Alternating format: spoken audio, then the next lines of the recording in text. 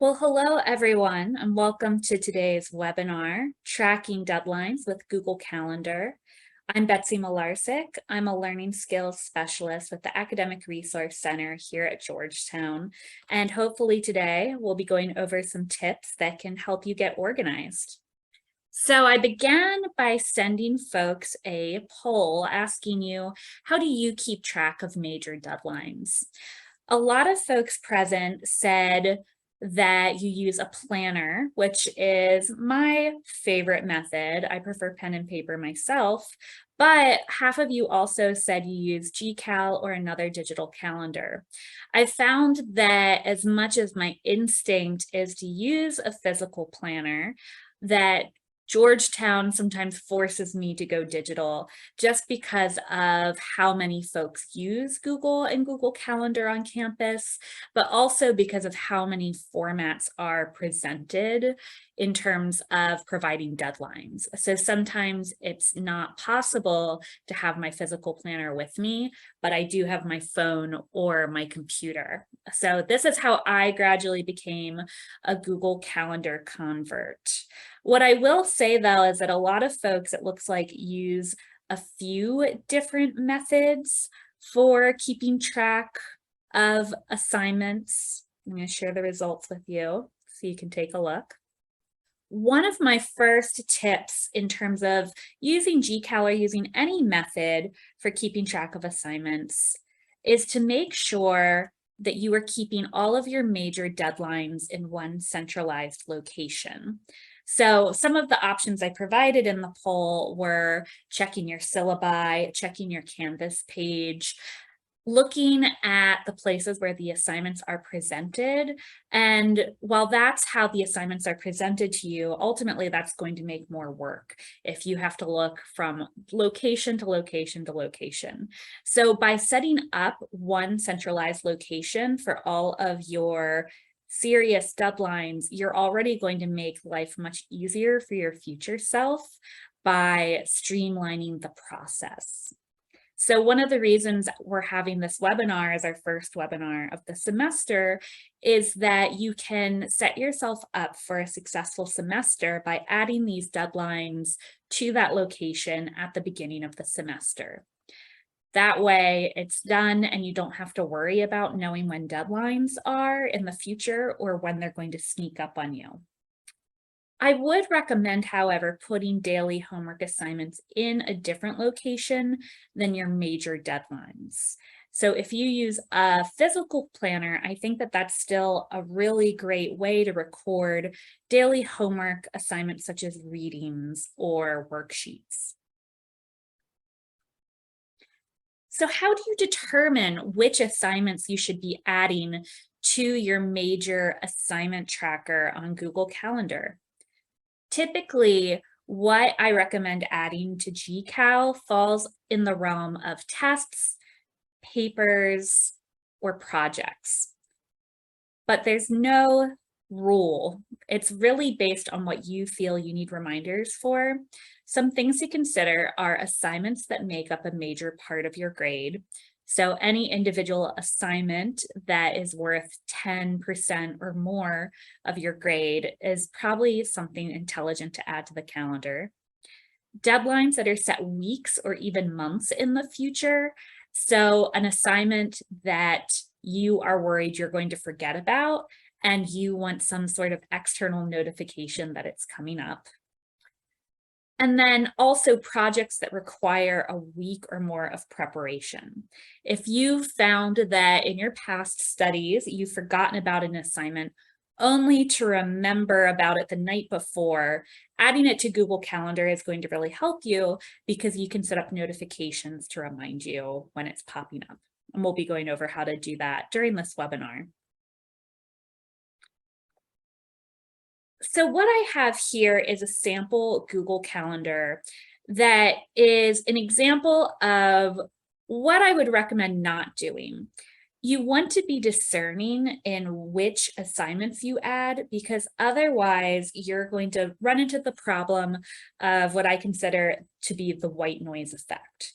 When you get too many notifications, you no longer see them and they no longer stand out as important.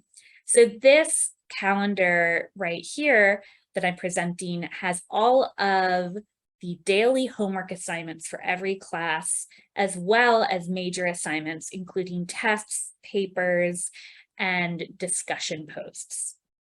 It's too much information in one place. So ultimately, those tests, those quizzes, those papers don't stand out to me. This is too many things, and this is no longer becoming a useful resource because I've overused it. The more notifications you have to remind you that something important is coming up, the easier it becomes to ignore them. Compare that calendar now to this calendar, where I have highlighted in dark magenta the major assignments. So for this calendar, I'm counting the major assignments as a quiz, a test, a paper, a reading response, and 2 discussion posts. So these are all assignments that have a due date and that I need to turn in, compared to general homework, which is review, readings, and worksheets that help prepare me for the individual class session. So setting these 2 different kinds of assignments help me focus on the major assignments better. Compare this again to this calendar where I have only the major assignments. Seeing them isolated on their own really helps me plan my week because I know what I need to turn in each day. So these events that are light purple versus magenta aren't just different colors. They're actually on a different Google Calendar. So I'm going to go over how to create a new calendar by jumping over to Google Calendar. So first of all, why should you create a different Google Calendar for your major assignments?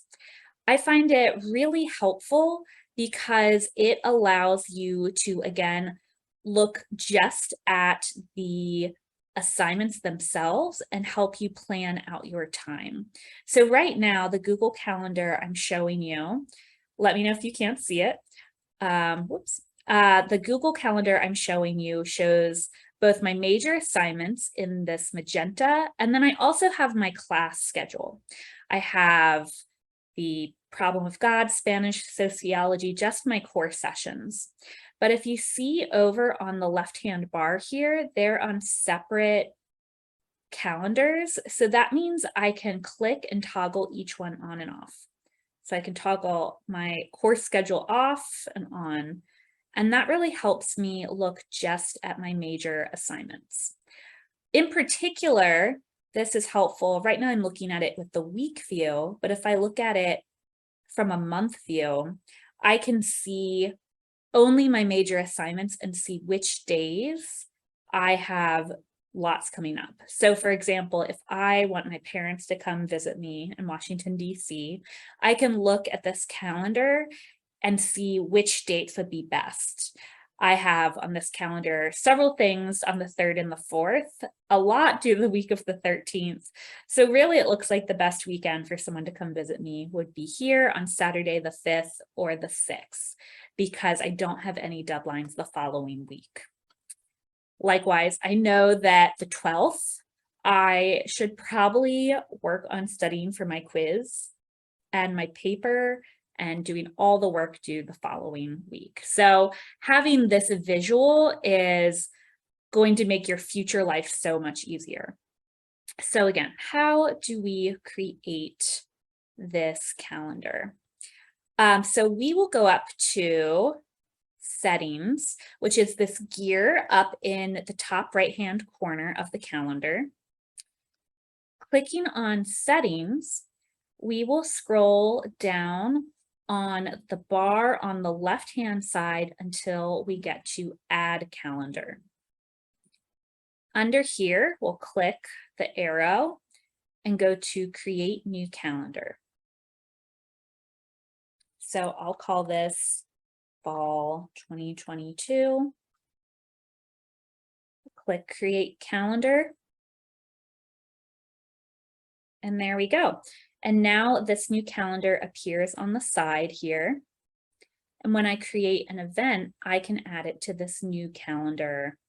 And looking over on the side, I can toggle it on and off based on what I want to look at and what would be helpful.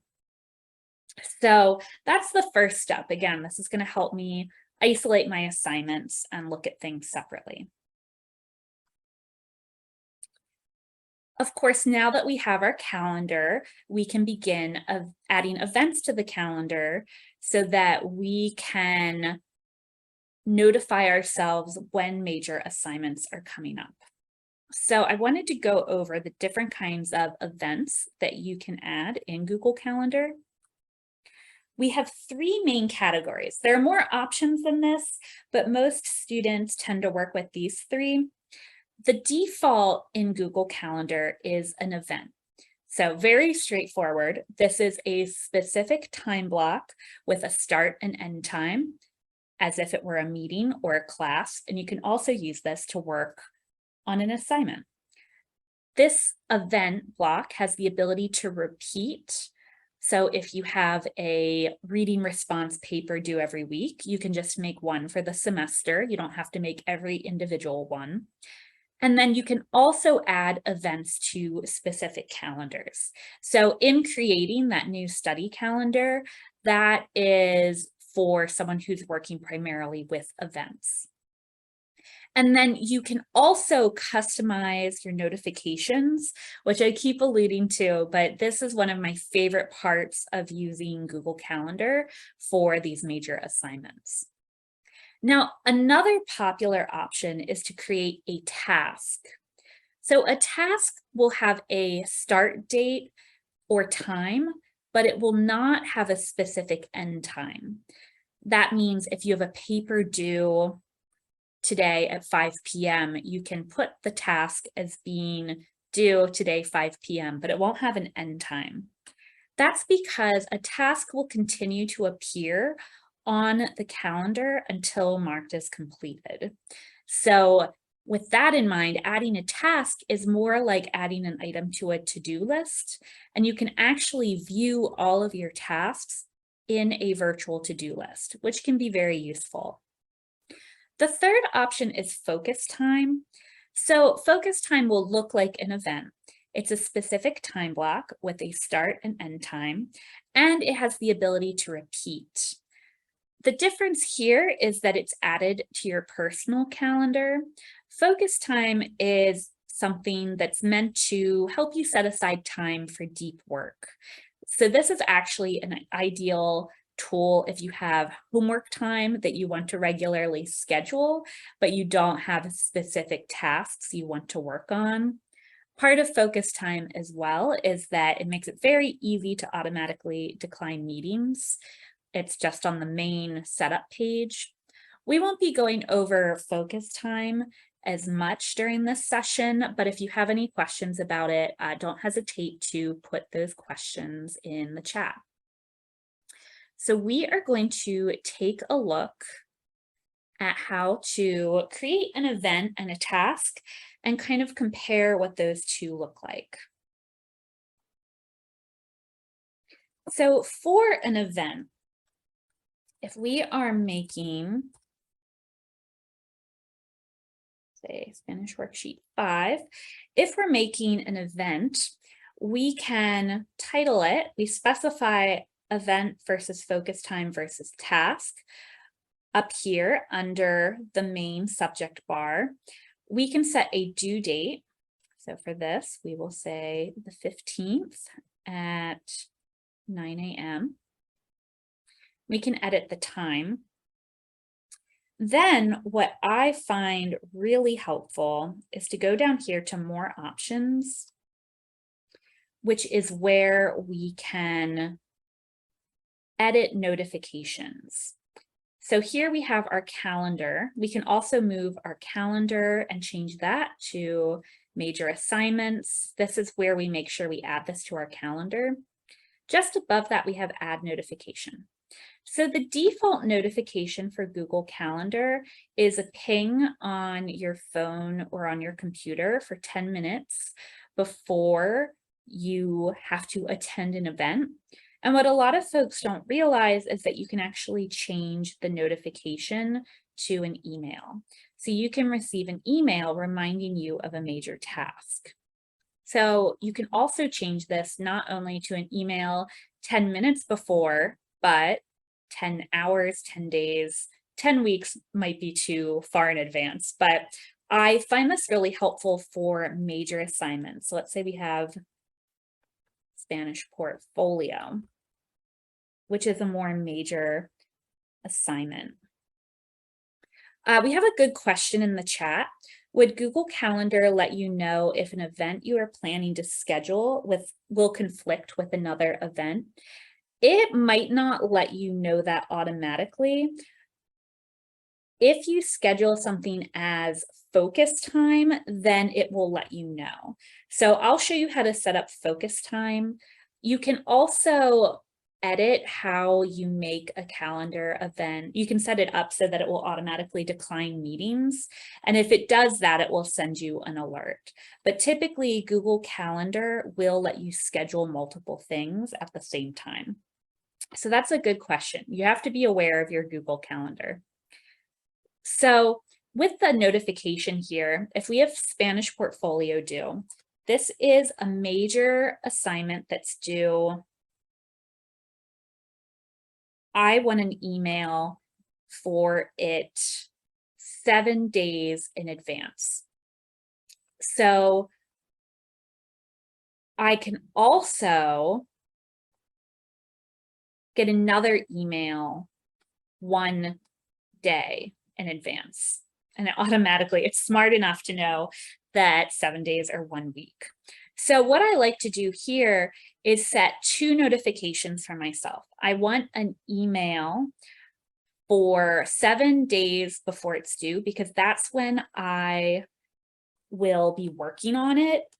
I want to start a full week beforehand. However, I am forgetful. So we can also do one just a day in advance as well.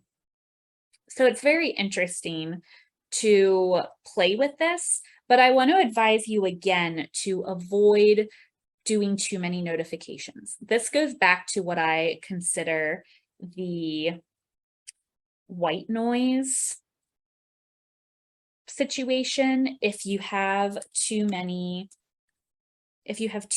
notifications, then you aren't going to see them all. So you don't want to have these little pings coming up constantly throughout the day that then you're just ignoring. That's not going to be as helpful. So we have our Spanish portfolio, we save it, and then it shows up here on our calendar.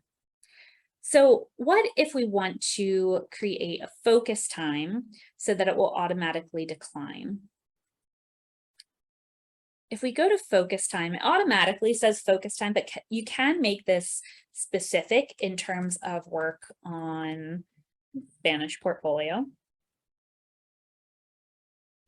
And this has this very easy option right here to automatically decline meetings.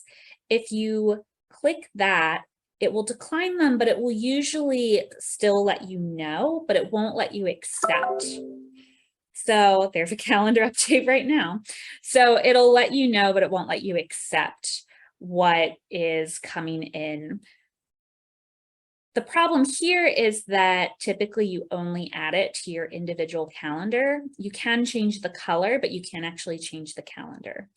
So here we see that I've said we're going to automatically decline new and existing meetings during this time. That's a notification that'll come up.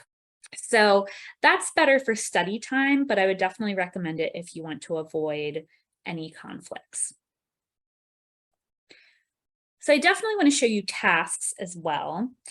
Tasks are, as I mentioned, interesting because they don't have a set end time, but the advantage is that they won't go away until they're done.